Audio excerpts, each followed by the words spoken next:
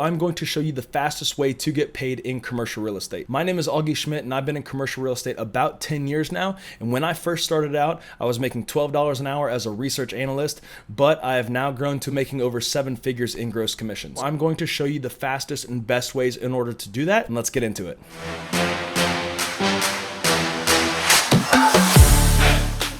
The first year of being in commercial real estate, the biggest thing you can focus on is staying in the fight. So in this industry, there's a 70% turnover rate within 2 years, and that's because it's a hard industry to have success in. There's people like myself that have now committed to helping others find success in this business, but it's still a hard industry. Because 70% of the people are turning over every 2 years, that means that the people that actually do win, they usually win big. So early on in this business, you can often get sidetracked of like, hey, I want to go make that, $70,000 commission, $200,000 commission, and that totally can happen, but the true focus should be just staying alive in the business, because when you're first starting out, the pipeline, there's usually not much. So making sure that you can hang on to 10K, a 20K, a 50K check, every couple months to float your expenses and stay in the fight. There's a variety of different ways to stay alive in the business, but the number one way is having the ability to put deals together. If you know how to put deals together and you can do that effectively, then you're never going to go broke.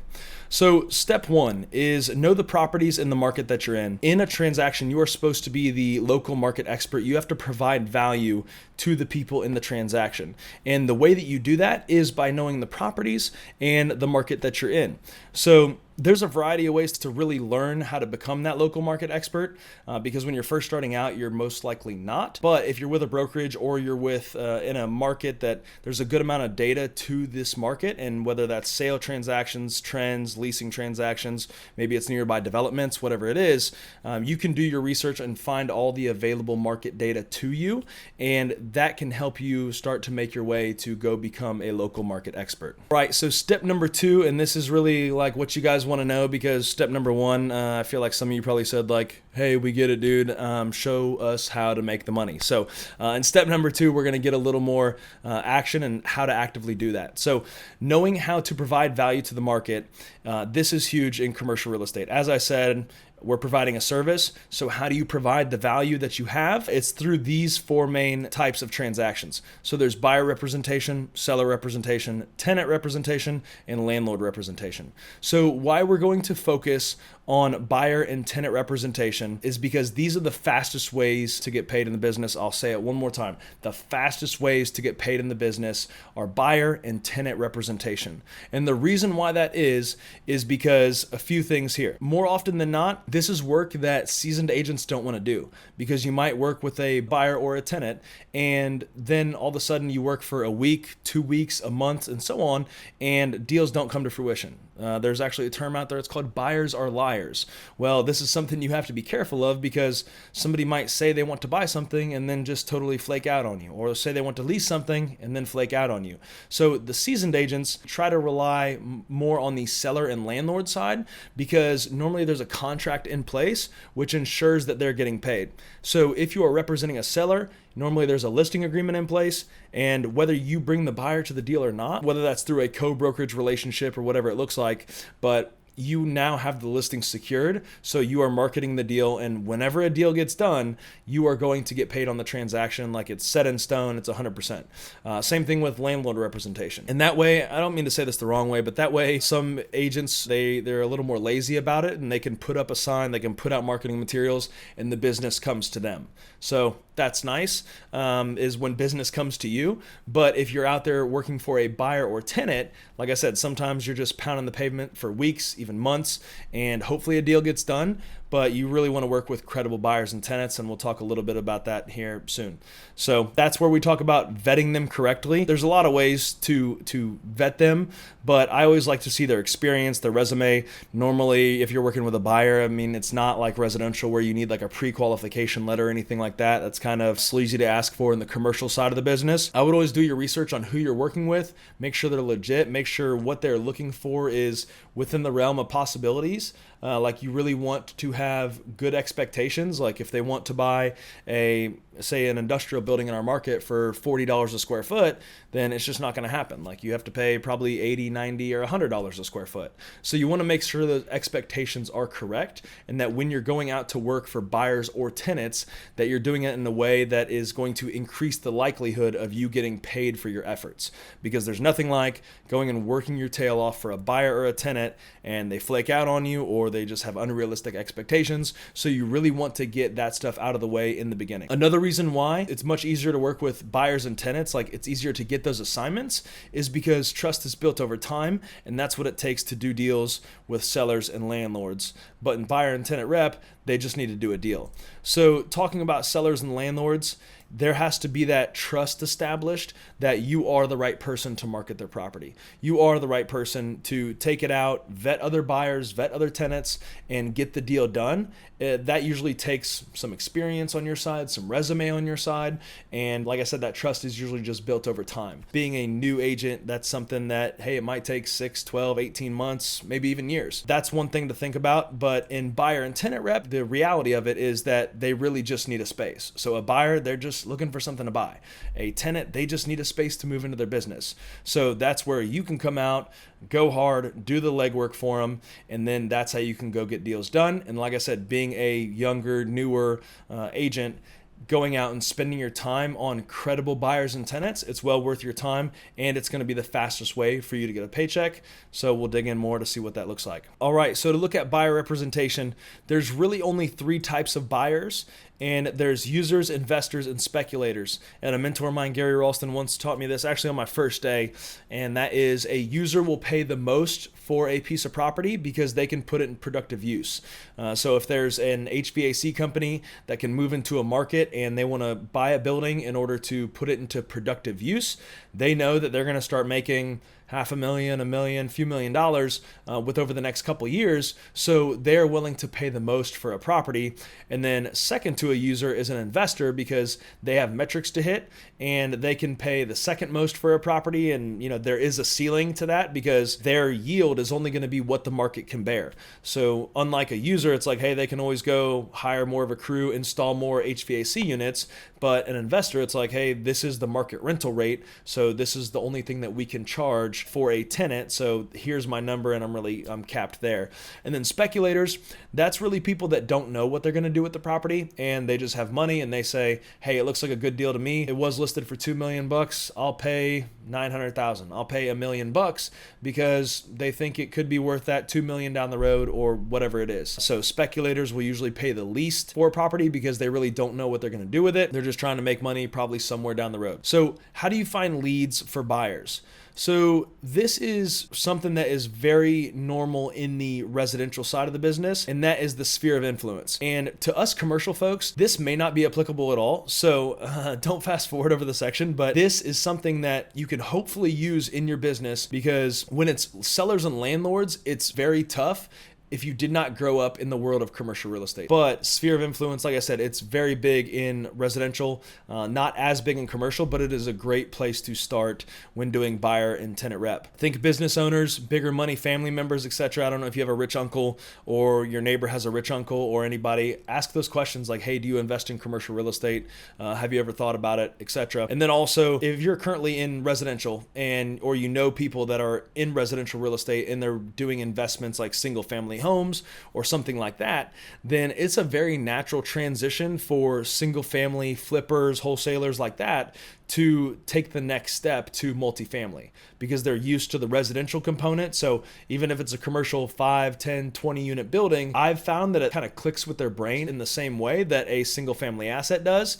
And I mean, that's just kind of the next level up for them. So it's always a good question to ask them and see if like, hey, they want to take the next step in their investment career and look at some commercial deals. All right, so next up, we're going to be talking about making direct contact with property owners. And this is one thing to focus on, because if you talk to a property owner, they're already a buyer. And maybe they're less of a buyer in this market today than they were 5-10 years ago. But if they own commercial real estate, then that was bought at one time. So usually it was bought by that individual. Maybe they inherited the property. You really just never know. But more likely than not, property owners, they were buyers at one point in time. So that is a way to find a lead of like, hey, people that own commercial real estate, they usually want to go own commercial real estate.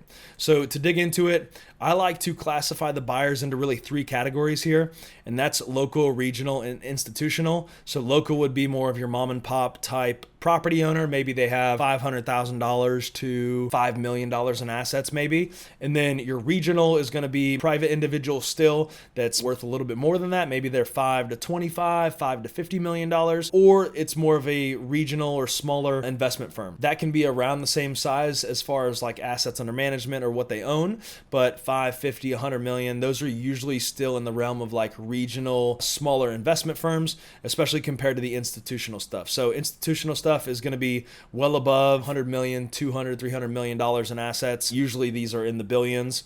So always know what type of property owners you're talking to, because if you're trying to figure out if they're going to buy more real estate, you want to know who you're talking to and you want to match the flow of the conversation. Because if they're a local individual, they have $5 million in assets and you're pitching them a $10 million property, they might think, hey, I bought this for $1 million 20 years ago. Who do you think I am trying to buy a $20 million asset? Versus the institutional guys, $20 million, that might be their minimum threshold for deals that they'll even look at. So just know who you're talking to, really just match the speed of that conversation. So as I mentioned before, all these people, they're already buyers because they own something at one point, or they own something now and they bought it at one point. And then also, most people have equity to use for more deals. So in the commercial real estate market that we're in, a lot of people that bought deals 10, 15, 20 years ago, even 5 years ago, they usually have equity in that deal where they can then use that to go buy more real estate. So that is why these leads, you already know that they have money really, because if they own a property that they bought for $1 million or $2 million and now it's worth 6 or 7, you know that they're sitting on probably a boatload of equity, unless they did some weird mortgage stuff, but they're likely sitting on a boatload of equity that they could then cash out on and use money for more deals. That's something to take note of. And then also, they need aggressive agents to go hunt, because as I mentioned before, a lot of these buyer rep deals, there's really just a lack of people in the industry that will really pound the pavement and really go and dig up deals. So the best investors out there, they all know that deals live and die with brokers, and their broker relationships are very, very strong. So I've put a few young people on in our office that, hey, when buyer leads come through and I know that they're credible, I know they're legit, I can link them up with a younger agent in our office, and then they can go and pound the pavement for deals and likely put them together, because that is a type of service that a lot of buyers aren't used to, because a lot of buyers will put out feelers and then the more seasoned commercial agent is going to say, I'll keep an eye out there for you, or I'll take a look, I'll let you know what I find, versus, hey, what are you looking for? What size, what geography, tell me the specifics, and then really go pound the pavement. So being an aggressive agent to go hunt deals for buyer rep, they're a dime a dozen, and once you do that, buyers will respect you a lot, might even use you on the backside for the selling behalf, or also if there's any leasing involved, whatever it is, they know you do a good job, they'll likely want to build a relationship with you and make it fruitful long term. And like I said, the relationship, it's very important in this game of commercial real estate. And the dating analogy, so that's one thing to think of when working with buyers, because some buyers will just call you kind of on a whim and say, hey, I'm looking for this, and like, you got anything? No? All right, click and hang up. So you can kind of match that conversation with like the effort that you're going to put into the deal, because if you find somebody that really wants to like, hey, can I come sit down in your office? Like, I'm looking for some property and I want to talk about a search with you and really go through what I'm looking for. Those people, if it's the dating analogy, those people are looking for more of like a long-term relationship or trying to get married. And those are the type of people that we want to go to bat for. The other people that just kind of call you on the quick and easy call and say like, hey, this is what I'm looking for. If you don't have it, click. Spending a lot of time on those people is not probably worth your time, but the people that you can really form a relationship with, have a good long phone conversation, or come and sit down in the office, talk about what they're looking for, that is a great way to build a relationship with a buyer that's going to be fruitful, and you understand what they need, you understand their capital sources, and that way when you're out pounding the pavement, searching through the market, you can go find deals efficiently. In your market, there's more likely than not some investor meetups, and a lot of these investor meetups are going to be more residential focused, but to still attend attend some of those, that's a great way to find buyer leads, people that are looking for real estate, because these are investors. Like I said, if they're more residential, you can ask them about going bigger. And that's a great way to meet people and just kind of get your name and face out there. Seems scary, but really it's not. So check those out. And then also local business meetups. So these are some of the best that I've learned, and that's Chamber of Commerce, economic development meetings, and then also community events.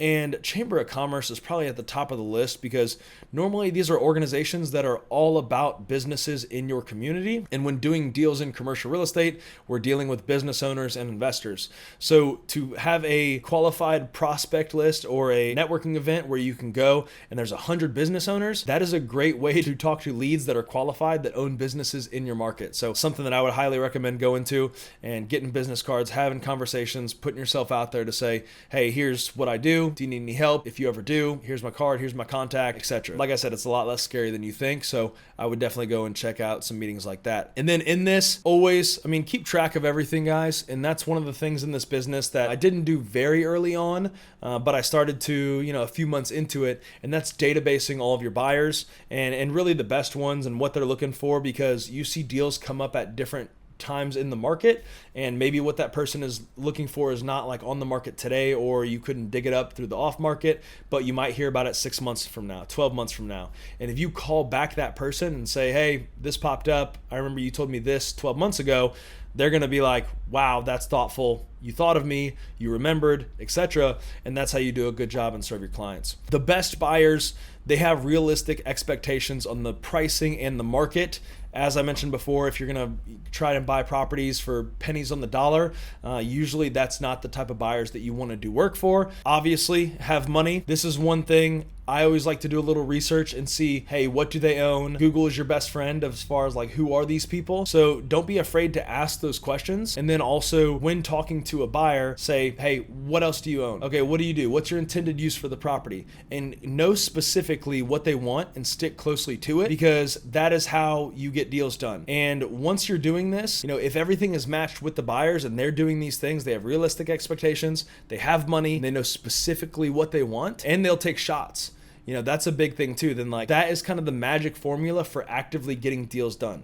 If you send deals to somebody and it just kind of takes them forever in order to do a deal or even analyze it, that can be frustrating as a commercial real estate agent. But people that stick to their word and they get back to you in a timely manner, that is the best way really to get deals done in this business and get that proactive feedback. Once you find a property or multiple properties they like, set up property tours and then also ask good questions. And asking good questions, you have to know what makes these properties important and attractive in order to ask good questions. So if it's a retail property, we're talking traffic counts, we're talking about frontage and demographics, median household income, things like that, versus industrial, we're going to be talking more like ceiling height, power, roll-up doors, nearby employable workforce, things like that. So that is you providing great value to your clients and knowing what the good questions are to ask. Do any analysis or legwork that's needed. In this game, as I mentioned multiple times, it is to provide a service to your clients. So do not be a lazy broker and always offer to do any analysis that they need, whether that's additional reports on the market or it's underwriting of an investment property. I always like to do this for my buyers and say hey, whatever you need. And it's nice sometimes because some of the buyers that you work with, hey, they're very self-sufficient. If it's a regional or institutional investment firm, then usually they have a team that is set up to go and do a lot of this work for you or do it for themselves really, and you can be more hands off, which is nice. But I always like to stay actively involved to just know what's going on, know what they're looking for and what they're looking at. So if this deal doesn't work out, then next time we can be better and find them better deals. Once you find a deal, submit an offer, usually on an LOI, but not always. This varies between what type of buyer you're working with. It's really up to their preference or their real estate attorney. Sometimes attorneys are involved. Sometimes they're not. That's all to the client. Once you go under contract, escrow is submitted. That's usually about the numbers, what it looks like for an escrow deposit. Once you go into a due diligence period, 30 to 60 days is most likely on existing structures. If it's a piece of commercial land, then that can usually take longer because there's maybe site plan approvals or there's other approval periods that you need to go through. But if it's an existing structure, 30 to 60 days is usually what it about ends up being for a commercial sale. These are some of the things that need to be done during that time. A closing statement is released 3 days before closing, and then you get paid. So I'll talk about some pro tips at the end of really how to make this stick and how to make it the best it can be. But until then, we'll talk about tenant representation, which if I had to rank them, then buyer representation would be the second fastest way to get paid, and tenant representation would be the first. So let's get into it. All right, so to dig into tenant representation, as I mentioned, this is the fastest way to get paid in commercial real estate. And a lot of the stuff I mentioned of how to find leads, I talked about in buyer representation. So might go a little bit faster through this one, but I want to make sure that you guys got it and you know how to get paid in this business quickly, because that's the whole intent and purpose of this video. So a lead for tenant representation is somebody that is looking to lease commercial space. You might say duh, but some people might not know that. And also lease is synonymous for rent. And like I said, not everybody knows that, so just want to drop that out there. And then also sphere of influence. This is, once again, is, I believe, the best way to find leads, the easiest way to find leads for tenants looking for commercial space. And some of you might know people that are a tenant or a lead to be a tenant or not. Like I said, growing up, I did not know a lot of business owners, so I didn't really have a lot of natural leads of people that could be tenants, but some of you might. If you really have conversations and let the people around you know what you're doing and how you can help these small business owners, that is a way to get your foot in the door. So you have to have conversations with people. You have to talk to property owners. You have to talk to business owners. That is the nature of the beast in commercial real estate. So once you tell people about what you're doing, the more likely than not, then people are going to start being attracted towards you of like, hey, I heard you're doing this, or hey, I reached out to so-and-so on your behalf, because hopefully you have somewhat of a sphere of influence in your local community where you have people that know you, people that like you, and you can start to put some feelers out there of what you're doing and how you can potentially help any business owner that they know. So I will say, small businesses, they need you because they know their business and not real estate. And a lease on a commercial property is one thing that can damper a lot of people's businesses because they don't know what they're getting into. They don't know if it's a fair rate or it's not. And it usually overwhelms a lot of business owners. So they need your services. And I think I talk about this here in a little bit, but like, this may not be the biggest check in the world, but it is putting in good reps, and it can bring that loyalty and spread like wildfire. And especially if you're first getting started in this business, like I said, it might not be the biggest check, but it's a check. And if it keeps you alive in the business, then hey, that's a win. And also, when I say it's probably a smaller check, these checks on the small side are usually 10, 15, 25K. So if you're coming from the residential side of the business, that might be a really big check to you. But in the commercial realm, usually, like I said, it's about around that size. So something just to be mindful of. So once again, I will say Chamber of Commerce and Economic Development Council events.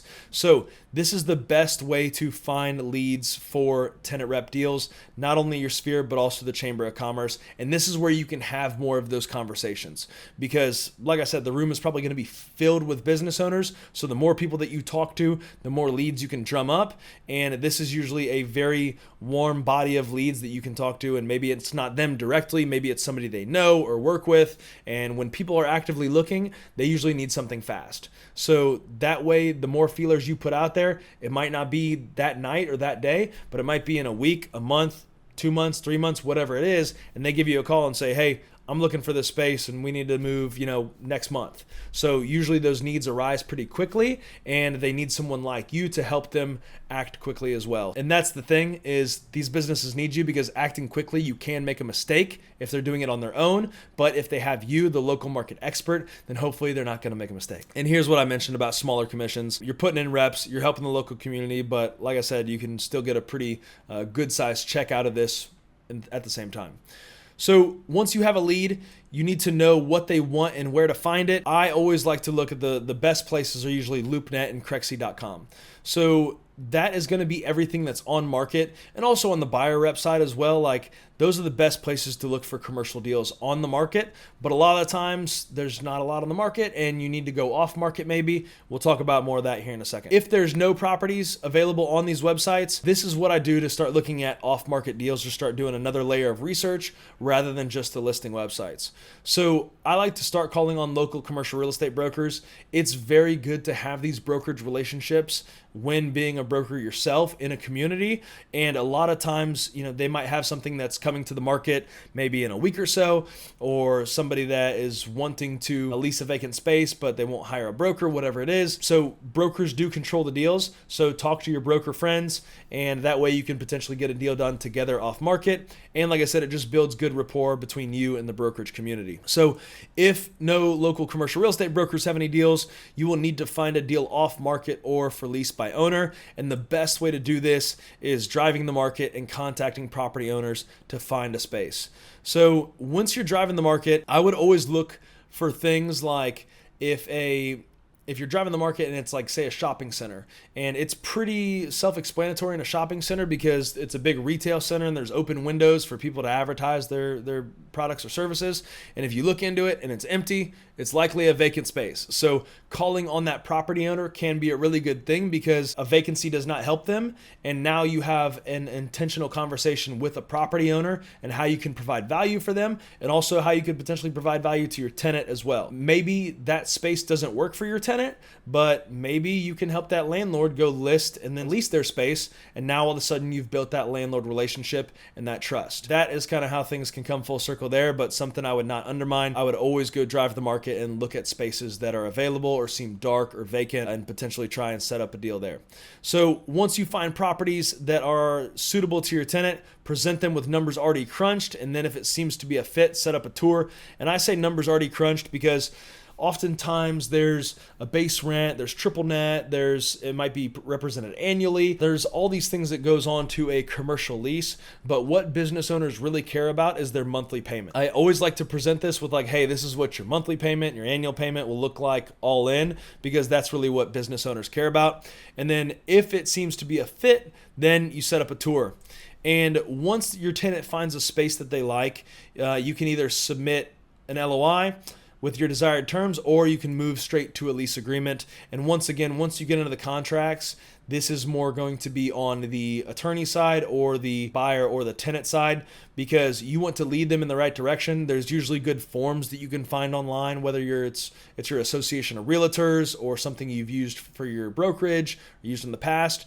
But when dealing with contracts and legal language, I say this over and over again, it's not your job to negotiate legal language. That is the job of a real estate attorney. So I always like to defer questions to them. I answer what I can and provide help wherever I can, but ultimately I like to have a real estate attorney or somebody like that have the final say when talking about contracts. Once you agree on a deal, you move to a LOI or a lease, and then you have an attorney ideally negotiate that lease language. And then once the lease is signed, that is when you get paid. We all say, hooray. Knowing how commissions are structured, and then also sometimes you're paid half upon lease execution and half upon occupancy. It's always best to be paid up front on lease execution, in my opinion, but that's something to be mindful of. And like I said, we'll drop another video here soon to talk about how commissions are structured. Pro tips for all of this. So buyer and tenant rep, like I said, the fastest ways to get paid in commercial real estate. And if you put in these reps at the beginning stages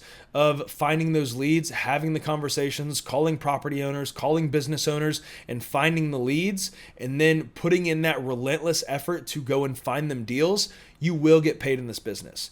And it might not be this week, it might not be next month, but you will get paid in this business if you're doing a good job and you don't let up. So some encouragement here, you will get lots of no's and you'll probably do a lot of free work. Like I said, buyers can be liars, so you can be out there looking for property for weeks, months, and deals don't come to fruition. But some deals do come to fruition, and putting in those reps, it's not a failure. It's not a, hey, I was doing free work. You will always learn something in return. You always get those reps in to make you better and more knowledgeable for the next time, especially if you get burned bad enough, because then you'll really learn for next time. But that is always what I say. It's like, hey, it's never a failure. It's always a learning experience. Like I said, you'll get a lot of no's and you'll do a lot of free work, but when these deals get done, they're worth it. I've had multiple six-figure leasing commissions in my career. I know some people that have had seven-figure leasing commissions in their career. So stick in there and play the long game, get after it, and don't let up, because you'll put in a lot of reps. It'll be frustrating. It'll be hard.